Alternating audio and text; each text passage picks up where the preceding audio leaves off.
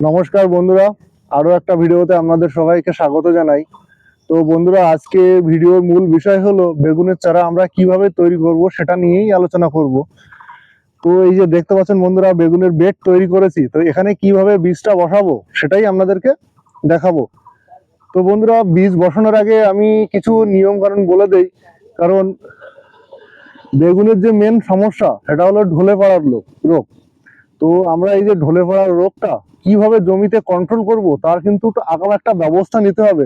তো সেটা কিন্তু আমাদের এই বীজতলা থেকেই শুরু করতে হবে। তো সেটাই আমি কিভাবে কি করব সেটাই আজকে আপনাদেরকে জানাচ্ছি। তো বন্ধুরা, এই যে দেখতে পাচ্ছেন বেড, তো এই বেড তৈরি করব আমরা কিভাবে সেটাই আমি আপনাদেরকে আজকে জানাবো। তো আমি তো বন্ধুরা প্রথমেই বললাম যে বেগুনের একটা মেন যে সমস্যা সেটা হলো ঢলে পড়া রোগ। তো সেটা কিন্তু আমাদের এই বেড থেকেই কিন্তু শুরু করতে হবে, তবেই কিন্তু এই রোগটা আমরা কন্ট্রোল করতে পারবো। তো এই যে বেডটা প্রথমে আমরা কি করেছি, এখানে আমরা যে একটা জৈব যে ট্রাইকোডার্মা ভিডি কিংবা সুডোমোনাস ফ্লোরেন্সিস, ট্রাইকোডার্মা হার্বিজিয়াম, তো এইগুলো আমরা এখানে প্রয়োগ করবো। তো আমরা এখানে কি করেছি, মোটামুটি 15 থেকে 20 কেজি মতন পচা গোবর নিয়েছি। সেটাতে আমরা কি করেছি, সুডোমোনাস ফ্লোরেন্সিস যেটা, ওটাকে প্রথমে ভালো করে মিশিয়ে নিয়েছি। এইগুলোতে প্রথম থেকে ব্যবহার করি, তাহলে কিন্তু এই যে ব্যাকটেরিয়া ওয়াইড যে রোগটা বলা, এটা কিন্তু কন্ট্রোল করা সম্ভব। তো বায়োকেমিক্যাল কি কি আছে সেগুলো একটু বলে দেয়, এবং তার প্রসেস কি আছে, অ্যাপ্লিকেশন, সেটাও আমি আপনাদেরকে বলে দেবো। তো ভিডিওটার সঙ্গে থাকুন, আমি বলে দিচ্ছি। তো বায়োকেমিক্যালের মধ্যে রয়েছে ট্রাইকোডার্মা ভিডি, ট্রাইকোডার্মা হার্বেজিয়াম, তারপর সুডোমোনাস ফ্লোরেন্সিস। এই তিনটে মোটামুটি কিন্তু যদি জমিতে ঠিকঠাক ভাবে অ্যাপ্লিকেশন করা যায়, তাহলে কিন্তু এই যে ব্যাকটেরিয়া ওয়াইল্ড, এটা কিন্তু কন্ট্রোল করা সম্ভব। তো বন্ধুরা, আমরা এখানে যেটা করব সেটা হলো সুডোমোনাস। তো বন্ধুরা, এই যে সুডোমোনাস ফ্লোরেন্সিস যেটা বললাম, এটা আমরা কিভাবে অ্যাপ্লিকেশন করব তার নিয়মটা একটু বলি।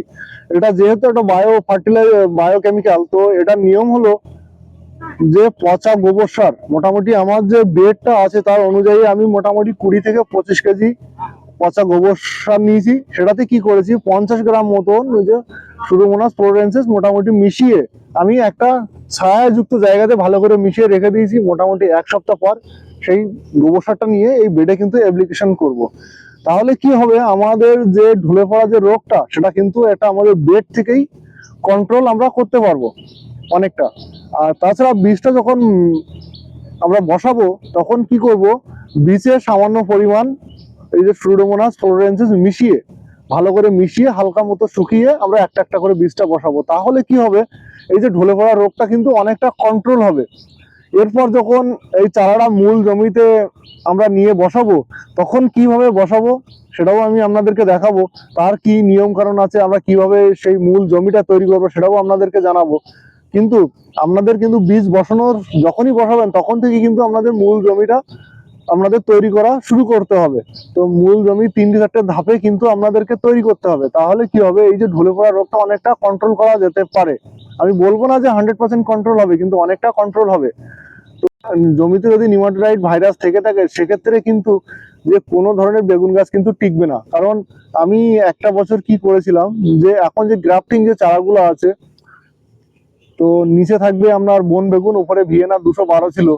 তো আমি এই ঢলে পড়া রোগটাকে কন্ট্রোল করার জন্য ওটা এনে আমি বসিয়েছিলাম। তো আমার ক্ষেত্রে কি হয়েছিল, যে নিচের অংশটা অর্থাৎ যেটা বন বেগুন ছিল, সেটা আমার গাছটা ঠিকঠাক ছিল, কিন্তু উপরের যে অংশটা ভিয়েনা 212 যে হাইব্রিড যে বেগুনটা ছিল, সেটা কিন্তু মারা যাচ্ছিল। অর্থাৎ যে গ্রাফটিং বেগুনের চারা বসিয়েও কিন্তু এই রোগটা কিন্তু কন্ট্রোল করা সম্ভব নয়।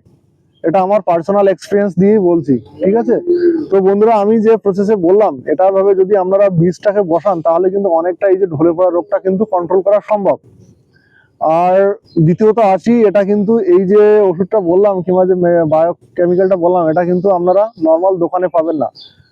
এটা পাওয়ার চান্স খুবই কম, কারণ এর ম্যানুফ্যাকচারিং ডেট থেকে এক্সপায়ারি ডেটটা খুব কম থাকে, যে কারণে দোকানদাররা এই প্রোডাক্টটা কিন্তু রাখে না। তো আপনারা অ্যামাজনে কিংবা গুগলে যে সার্চ করবেন ট্রাইকোডার্মা ভিডি কিংবা সুডোমোনাস ফ্লোরেন্সিস, তাহলে কিন্তু আপনারা অনলাইন বাইং এর যে অপশন কিন্তু পেয়ে যাবেন। তো সেক্ষেত্রে আপনারা কিন্তু অনলাইন থেকে এটা কিনতে পারবেন। তো বন্ধুরা, এই যে 3টে কম্পোজিশন আমি বললাম, যেটা বিভিন্ন কোম্পানির হয়ে থাকে, বায়ো ফার্টিলাইজার যে কোম্পানিগুলো আছে তাদের হয়ে থাকে, তো এই কম্পোজিশন দিয়ে সার্চ করলে আপনারা পেয়ে যাবেন। তো আমি কোথা থেকে কিনছি সেটা বন্ধুরা আর বললাম না, আমি অনলাইন থেকে কিনেছি। আমি অনলাইন থেকে আপনারা সার্চ করবেন, ঠিক এটা পেয়ে যাবেন। তো এর কম্পোজিশনটা আমি স্ক্রিনে দিয়ে দেবো, আপনারা এটা দেখে কিন্তু এটা কিনতে পারবেন। তো ভিডিওটা বন্ধুরা বেশি লম্বা করবো না। তো এই বীজটা হওয়ার পরে যখন মূল জমিটা কিভাবে বসাবো, যে মূল জমিটা কিভাবে তৈরি করবো সেটাও আপনাদেরকে দেখাবো। ভিডিওটার সঙ্গে থাকুন। আর ভিডিওটা ইনফরমেটিভ লাগলে অবশ্যই চ্যানেলটাকে সাবস্ক্রাইব করে দিন, পাশে থাকুন। ধন্যবাদ বন্ধুরা, দেখা হচ্ছে পরবর্তী ভিডিওতে।